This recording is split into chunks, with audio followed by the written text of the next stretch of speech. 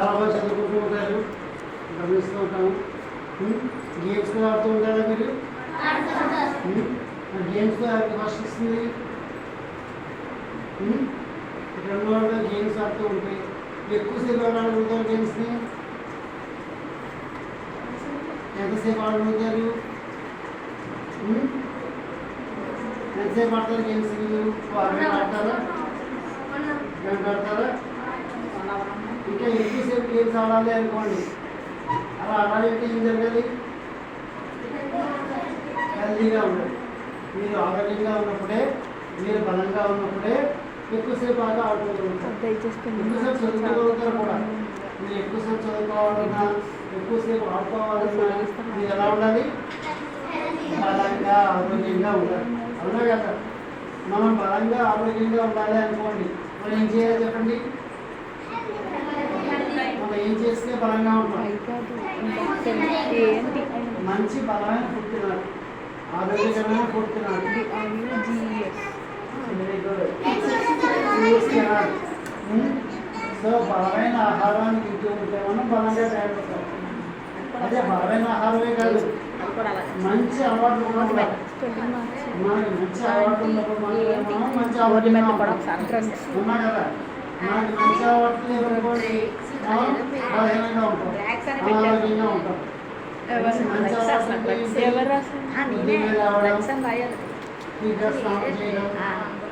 యాక్టివ్గా నడుస్తూ ఉన్నాం,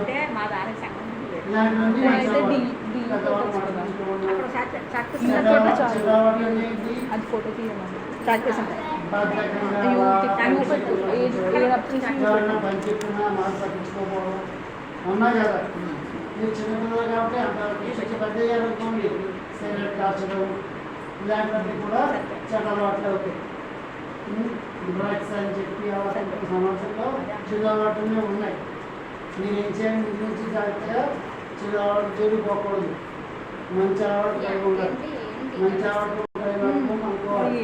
చెడు అలవాటు అని చెప్పి మనసులో గట్టిగా ఉన్నా కదా? సో చెడు అలవాటు లేకపోతే అవుతుంది, మంచి ఆరోగ్యం వస్తుంది. మంచి ఆరోగ్యం వస్తే మనం చక్కగా ఆడుకుంటాం, చక్కగా చదువుకుంటాం, పరీక్షల్లో మంచి మార్కులు వస్తాయి, మంచి ఉద్యోగాలు వస్తాయి. ఉన్నా కదా? అంతా మంచిగా వస్తుంది.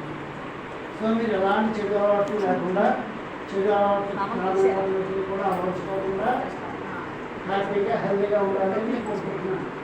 ఓకేనా?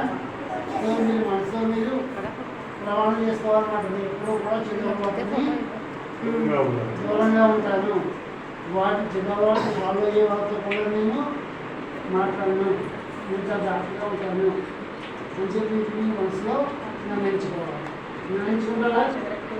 చెడు దూరంగా మీ వరకు మీరు దూరంగా ఉండండి. చెడు అలవాటు ఎప్పుకోకూడదు. ఎవరైనా మీ ఫ్రెండ్స్తో చెడు అలవాటు మొదలుపెట్టాలని తెలిసిందనుకోండి, తప్పని అలా చేయకూడదు అని చెప్పి ఖచ్చితంగా ఖండించండి, చెప్పండి ఖచ్చితంగా. రైట్? అలా చేస్తే మంచిది. సో సిగరెట్లు, చుట్ట, బీడీ ఇలాంటి ఏమైనా కాలుస్తున్నారు అనుకోండి, వాటి వల్ల అనారోగ్యాలు వస్తాయి. అది చుట్ట కాల్చే వాళ్ళకే కాదు, పక్కన ఉన్న వాళ్ళు కూడా అనారోగ్యం వస్తుంది.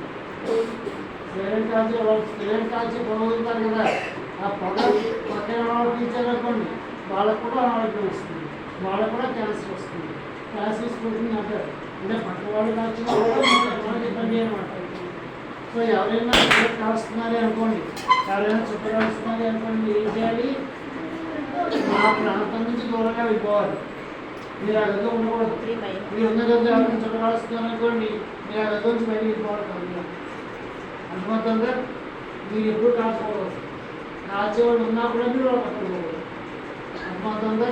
మీరు అంటే మంచి అలవాటు కలిగి ఉంటే కనుక మీరు ఆరోగ్యంగా, హ్యాపీగా, హెల్తీగా జీవితాన్ని గడపడానికి ఛాన్స్ ఉంటుంది. సో మీ అందరూ మంచి హెల్తీగా ఉండి, బాగా చదువుకుని మంచి పొజిషన్లో ఉండాలని చెప్పి కోరుకుంటున్నాను. రైట్?